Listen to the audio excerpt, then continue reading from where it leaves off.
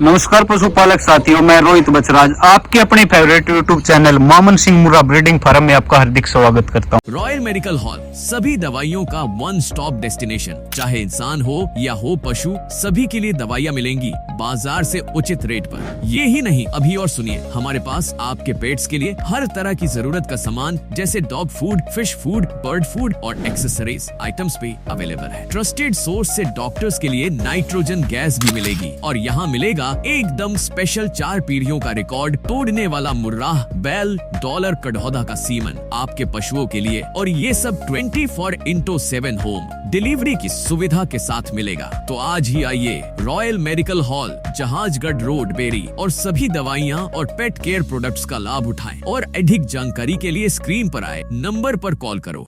तो नमस्कार भाई साहब। राम राम भाई। और कैसे हो प्रदीप भाई? बढ़िया भाई साहब। एक बार अपना नाम एड्रेस बता दो। भाई नाम प्रदीप, गांव इस्माइला गैरा भी, डिस्ट्रिक्ट रोहतक, जी भाई साहब। तहसील सापला। तहसील सापला। तो प्रदीप भाई साहब, कितने समय से आप काम कर रहे हो गोदन पे? भाई पिछले 3 साल थे। पिछले 3 साल से। सबसे पहले शुरुआत आपने कहाँ से की थी? सबसे पहले भाई साहब मैंने गिरगाय से शुरुआत की थी। जी भाई साहब। मेरे को शुगर की शिकायत थी, जी तो ऑटोमेटिक मैंने को किया भाई गाय रखूं। जी भाई साहब। और गाय रखने के बाद पिछले 3 साल से मेरे को शुगर की कोई दिक्कत नहीं है। जी भाई साहब। तो आपने पहले चेक करवाया था कि आपको शुगर है? हाँ जी। जी।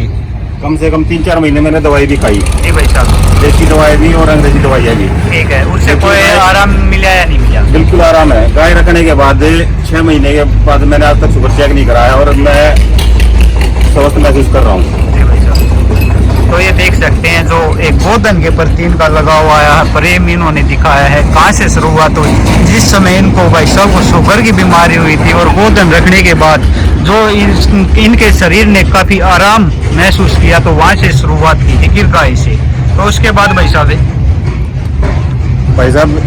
उसके बाद बिल्कुल ठीक हो और मतलब गाय के प्रति मन लगा रहता है। इनके पास एक आत्मिक शांति मिलती है। जी।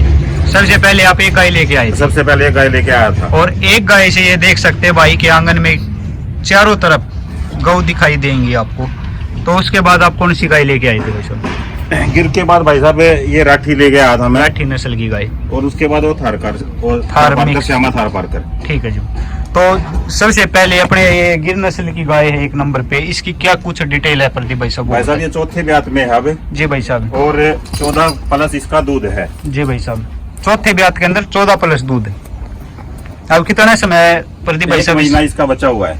1 महीना भी इसका ब्याने का बचा हुआ है।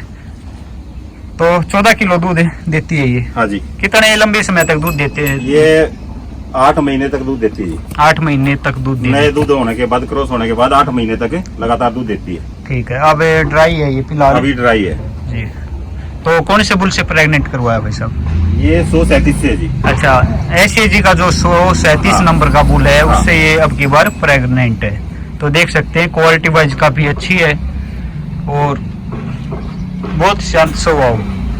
तो इसके बाद भाई साहब एक गाय और आपके पास गिर नस्ल की, इसकी क्या डिटेल है? भाई साहब ये जो मैं सबसे पहले गाय लेके आया था, उसके पहली बार की ये बछिया है। जी भाई साहब। और अभी पूरे 3 साल की भी नहीं हुई है जी। और 8वें महीने में ये लगी हुई है जी। ये कौन से बुल से प्रेग्नेंट है? भाई साहब इसका मेरे को नाम ध्यान नहीं आ रहा, लेकिन ये भी एक इम्पोर्टेड सीमन से ही प्रेग्नेंट है। तो 3 साल एज हो चुकी है? 3 साल भी नहीं हुए भाई साहब। अच्छा, 2 दांत है अभी फिलहाल? 2 दांत है। तो ये देख सकते हैं शराफत कैसी है भाई साहब? भाई साहब ये बहुत ज्यादा शालीन और बिल्कुल एक फ्रेंडली। जी। जैसे अभी मैं इसके पास खड़ा हूँ, आप देख सकते हो। जी। ये देख सकते हो। ये देख सकते हैं। तो प्रदीप भाई साहब, आपने कल हमें एक बात और भी बताई थी कि जिस समय इसने जन्म लिया, ये आपके घर पे जाती थी इस तरह की, वो क्या कुछ बातें थी, एक बार दोबारा बताइए। जैसे ये 10-15 दिन की थी, गाय को बाहर मतलब घूमने के लिए खोलता था, तो ये सीधा अपने घर पे जाती और पूरे घर में से चक्कर काट के और रसोई में से अपनी रोटी खा के और घर के अंदर बैठ जाती थी जी। और जैसे गायों को लेके आने का टाइम होता था 12:30-1 बजे का जी। तो ये 12:30-1 बजे अपना ऑटोमेटिक गेट पे आके खड़ी हो जाती थी कि मेरे को मेरी माँ के पास छोड़ के आओ। अच्छा। सुबह लगभग किस समय जाती है अपने यहाँ से? 8:30-9 बजे के करीब। 8:30-9 बजे यहाँ से प्लाट से घर पे जाती थी और उसके बाद घर पे जाने के बाद लगभग 12-1 बजे तक घर पे रहती। 1 बजे तक घर पे रहती थी। पूरे घर का, सारे घर का अंदर से राउंड खुली रहती थी भाई साहब? हैं? खुली रहती थी, कोई खंडाई मंडाई किसी प्रकार की कोई बिल्कुल मतलब नहीं। नहीं। और मेन गेट के पास में आराम से अपनी रसोई से जो गौ माता की, हमारे हिंदू धर्म में गौ माता की पहली रोटी निकाली जाती है, वो रोटी लेके गेट के पास बैठ जाती थी। तो ये देख सकते हैं, जो एक पशुपालक का, गोपालक का एक गौ के प्रति जो लगाव होता है, अगर हम जिस तरह पशु को सेट करेंगे उस तरह वो पशु सेट हो जाता है। तो ये देख सकते हैं, इससे आगे एक राठी नस्ल की गाय है। तो इसकी क्या कुछ डिटेल है प्रति भाई साहब? भाई साहब ये 10 महीने की ब्याई हो चुकी है जी और 6ठे महीने में प्रेग्नेंट है ये। जी भाई साहब। और अभी भी 6-7 किलो दूध दे रही है जी और बिल्कुल शांत और शालीन है। जी भाई साहब। आप देख सकते हो मैं इसके पास कैसे खड़ा हूँ। और मैं नहीं, और भी कोई अगर बाहर से आता है तो एक बार तो उसको मतलब ओपरा करके करती हूँ, नहीं अदरवाइज फिर ये बिल्कुल आराम से खड़ी हो जाती है। पीक यील्ड पे कितना दूध निकाल देती है भाई साहब? इसने भाई साहब अब की बार जैसे इसको मैं लेके आया था तो रंजने में दिक्कत हुई थी, लेकिन फिर भी 12+ इसने दूध निकाला था। जी भाई साहब। और इससे आगे जो अपनी गौ माता एक और है भाई साहब, ये 2 महीने पहले लेके आया था मैं, श्यामा थारपारकर जी। ये इन सब गायों में से बिल्कुल शांत है, अपना आराम से एक जगह अपना खाना दाना करके और आराम से एक जगह बैठी रहती है। जी भाई साहब। और इसके अंदर 14+ बछड़े से अलग दूध है। आप फिलहाल कितने दिन की ब्याई हो चुकी है ये? अभी ये 2 महीने 1 हफ्ता ब्याई हुई है जी। तो ये देख सकते हैं, जो थार के अंदर सबसे ज्यादा शराफत है शायद थारपारकर के नस्ल है भाई साहब, हाँ जी। है ना? गिर भी शांत, अभी जो मेरे पास 4 गाय है, 4 बिल्कुल शांत है जी भाई साहब। गिर गाय के अंदर एक चीज है, मालिक के प्रति काफी लगाव दिखाती है, लेकिन बाहर का बंदा होता है उसमें थोड़ा एग्रेसिवपन है। अरे गिर ये नहीं कहते 1-2, वो कुछ 5-7-10 मिनट के लिए एग्रेसिवपन होता है। अगर वो उसके पास एक अच्छी तरीके से आगे उसको सहलाएगा, वो करेगा तो फिर उसका वो एग्रेसिवपना भी खत्म हो जाता है जी। तो ये देख सकते हैं, जो अपने मालिक के प्रति ये देखो हाथों को चाट रही है, कितना लगाओ इस गोदन। तो भाई साहब अपने पास जैसे ये 4 गिर नस्ल की गाय हैं, दूध वगैरह का क्या कुछ करते हो? भाई साहब दूध का अगर कोई गाँव में ले जाता तो उसको दे देते हैं, अदरवाइज हम इसका घी बनाते हैं। अच्छा, घी बनाते हो? हाँ जी। घी सेल करते हो या घर पे यूज करते हो? जितना घर पे यूज होता था यूज हो जाता है, अगर किसी को चाहता है तो उसके लिए सेल भी कर देते हैं। तो भाई साहब प्रदीप एक बार आप अपना कॉन्टेक्ट नंबर और बताएं, अगर कोई भाई आपसे घी वगैरह लेना चाहें। कॉन्टेक्ट नंबर 720 720 647 647 89 ये प्रदीप भाई का कॉन्टेक्ट नंबर है। ये देख सकते हैं, जो भी ब्रीड है इनके पास प्योर ब्रीड के ऊपर काम कर रहे हैं, ब्रीडिंग पे भी काम कर रहे हैं और अपने घर के लिए भी यूज कर रहे हैं भाई। ये देखो बछड़ी की लंबाई देख सकते हैं, मात्र 3 साल की एज में काफी प्योरिटी गोदन के अंदर हम देख पा रहे हैं। ये गिर गाय की जो अब 1 महीने में बच्चे को जन्म देगी। ये देखो पूरा खुला वातावरण इनको दिया जाता है। तो और प्रदीप भाई साहब का पशुपालक भाइयों को क्या कुछ संदेश देना चाहोगे? भाइयों, सब भाइयों को यही संदेश देना चाहता हूँ, हर घर में गौ जरूर रखो जी। गऊ का दूध छोटे बच्चों के लिए बहुत ही अच्छा होता है।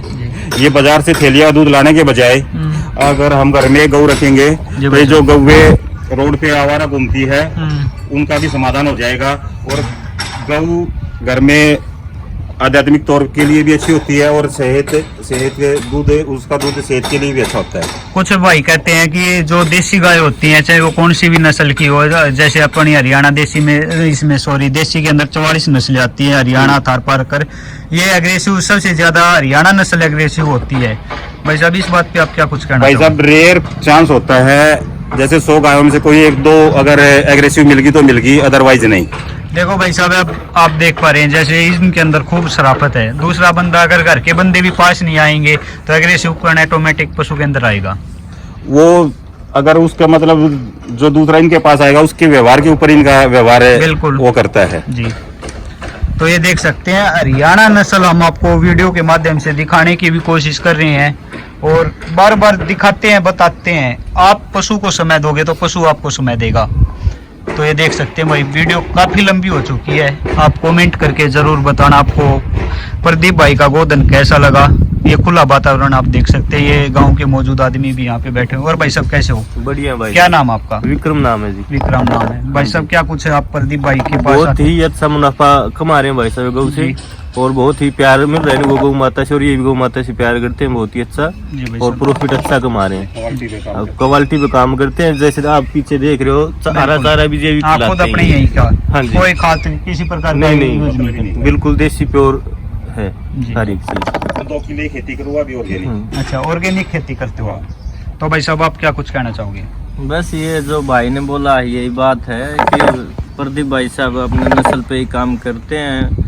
बाकी जो ये जितनी HF हुई और जो भी ये विलायती नस्लें हैं, विलायती जो भी। नस्लें हैं, इनसे बिल्कुल ही दूसरों को भी मना करते हैं कि ये इन नस्लों का कोई फायदा ही नहीं है रखने का। सबसे ज्यादा HF नस्ल की गाय पंजाब में रखते हैं। तो आपने देखा होगा कुछ समय पहले पंजाब के अंदर एक कैंसर एक्सप्रेस के नाम से ट्रेन चलाई थी स्पेशल, तो हर घर में कैंसर के मरीज हो गए थे, ऐसी वो आ गई थी कैंसर एक्सप्रेस के नाम पे।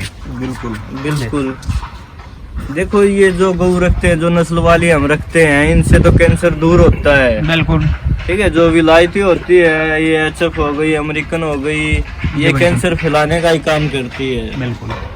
तो ये देख सकते हैं भाई, काफी अच्छा गोधन आज हमें गांव समाल के अंदर देखने के लिए मिला। तो दोस्तों भाइयों जो थैलियां यूज करो हो, इसकी बजाय क्या कुछ कह रहे थे प्रदीप भाई जी, एक बात अपने सभी भाइयों को कहना चाहता हूँ, जो हम थैलियों का दूध यूज करते हैं जी। उसका हमें नहीं पता, वो 2 दिन का बना हुआ है, 3 दिन का बना हुआ है, उसमें क्या क्या डाला हुआ है। जी। उसकी बजाय या तो कुछ सीधे पशुपालक से हम्म, या एक गऊ अपने घर में रखो, उस दूध को यूज करो। अगर आप 6 महीने 1 साल दूध को यूज करके देखोगे तो आपको अपने परिवार के अंदर, बच्चों के अंदर उसका एक अलग ही रिजल्ट मिलेगा। भाई साहब ये चीज देखो क्लियर है, अपना घर का दूध है, आप इसको 2 दिन के लिए रख दियो, ये खराब हो जाएगा। हाँ जी। और पन्नी के अंदर कुछ ना कुछ ऐसा केमिकल मिलाते हैं जिससे वो खराब वो होता 2 है, दिन या 3 दिन तक रह चल पाता जाता है। है। तो ये देख सकते हैं। और भाई साहब बीमारी का उसके लिए तो एक जीता जागता उदाहरण मैं हूँ, जो जी। 3 साल पहले मेरे को मतलब 500 तक शुगर हो गया था, जी और मैंने कम से कम 1 या 1.5 महीना देसी दवाइयाँ खाई थी। जी भाई साहब। उसके बाद दवाइयाँ खानी बंद करके मैंने अपने गौ माता की सेवा की, और उसका ही दूध मैंने पिया जी भाई और साहब। उससे अपना प्रोडक्ट खाए, तो आज मेरे को शुगर नहीं है।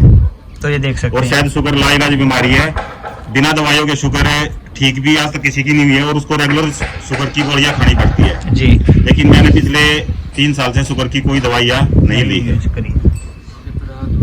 चलो भाई, बहुत अच्छा संदेश प्रदीप भाई ने दिया है। तो प्रदीप भाई साहब राम राम, राम जल्दी भाई। मिलते हैं भाई सर किसी नई वीडियो के साथ। जय हिंद, जय जय भारत, हिंद, जय जय गौ गौ माता की। माता।